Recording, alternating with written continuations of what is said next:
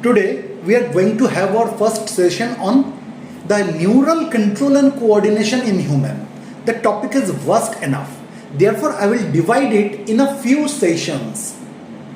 What is coordination? First, we have to understand that what is coordination. Coordination is the process through which two or more organs interact and complement the function of one another. Coordination is the process through which two or more organs interact and complement the function of one another. This coordination is done by both the nervous system as well as endocrine system. So the neural system, which is also called a nervous system, and the endocrine system jointly coordinate and integrate all the activities of the organs so that they function in a synchronized fashion. The nervous system uses fast electrical impulses and neurotransmitter for rapid short-term responses. But the endocrine system relies on hormones transported through the bloodstream to target cells for slower but long-lasting effect. So in nervous system, the effect is rapid but short-term. But in endocrine system, the effect is slower but long-lasting. The neural system is composed of highly specialized cells called neurons, which can detect, receive and transmit different kinds of stimuli. A stimulus is any change in the internal or external environment, which could be light, sound, heat, touch, pressure, chemical, etc.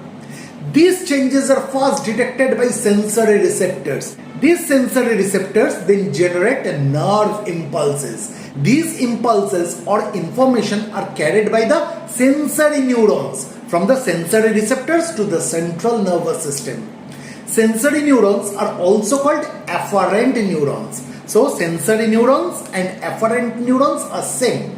Sensory receptors are of various types depending upon the stimulus they detect. Like mechanoreceptors detect touch, pressure, vibration, stretch, sound, etc. Whereas thermoreceptors detect temperature, hot and cold. Photoreceptors detect light. Chemoreceptors detect chemical. Nociceptors sense pain. Proprioceptors sense position and movement of the muscles and joint. Every sensory neuron is associated with a sensory receptor, but the receptor is not always a separate structure. So in some cases, the sensory neuron itself acts as the receptor. The free nerve ending, that is the terminal of the sensory neuron, directly detects the stimulus, as in case of nociceptors and thermoreceptors. In other cases, a separate receptor cell detects the stimulus and then passes the signal to a sensory neuron, as in case of photoreceptors in the retina.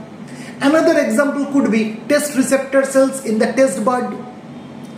The sensory fibers, which is also called afferent fibers, transmit nerve impulses from tissues or organs to the central nervous system. The central nervous system interprets the information and decides whether a response is required or not. If response is required, the central nervous system sends regulatory impulses, that is instructions, through motor fibers to the concerned peripheral tissues or organs or glands, which are denoted as effector. Motor fibers are also called efferent fibers.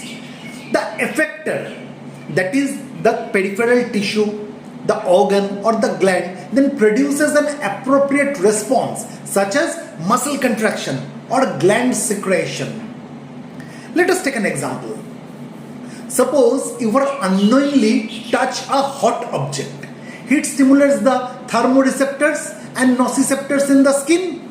The sensory neurons, that is the afferent neurons, carry the impulse to the spinal cord. The spinal cord immediately activates a reflex by sending impulses through the motor neurons to the arm muscles. As a result, the hand is withdrawn quickly. The human neural system is divided into two parts. One is the central nervous system, which is written as CNS in short, and the other part is peripheral nervous system, which is written as PNS in short. So the human neural system or the human nervous system is divided into two parts, the central nervous system and the peripheral nervous system. The central nervous system includes the brain and the spinal cord. The brain is protected within the cranium and the spinal cord is protected within the vertebral column. Central nervous system is the site of information processing and control. Whereas the peripheral nervous system, which is written as PNS in short, this peripheral nervous system comprises all the nerves of the body associated with the central nervous system. As discussed earlier, the nerve fibers of the peripheral nervous system are of two types, afferent fibers and efferent fibers. The afferent fibers, which is also called sensory fibers, transmit impulses from the tissues or organs to the central nervous system, whereas the efferent fibers, which is also called motor fibers, transmit regulatory impulses from the central nervous system to the concerned peripheral tissues or organs. The peripheral nervous system is divided into two divisions. One is somatic nervous system, another one is autonomic nervous system, or it is called a somatic neural system and autonomic neural system.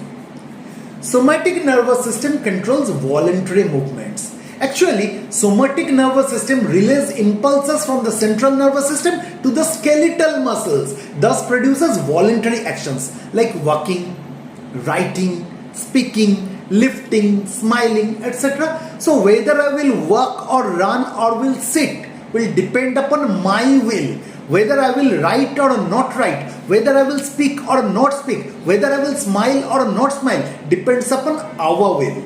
And this is controlled by the somatic nervous system, which all controls the voluntary movements of our body.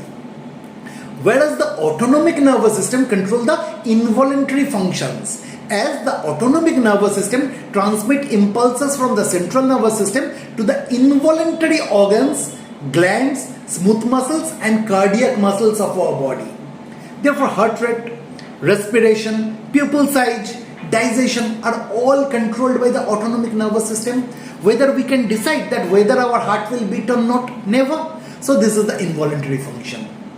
Autonomic nervous system is further classified into sympathetic nervous system and parasympathetic nervous system.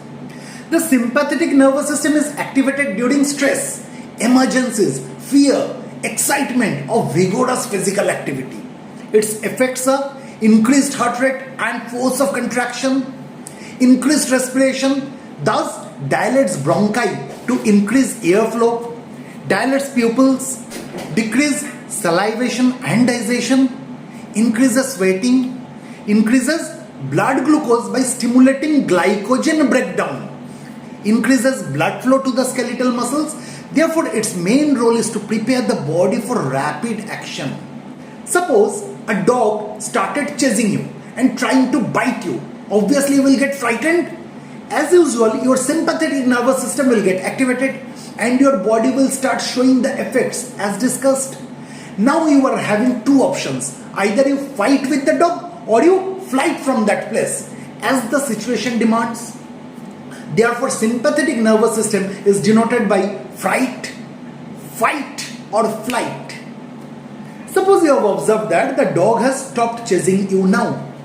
So, you will become a bit relaxed.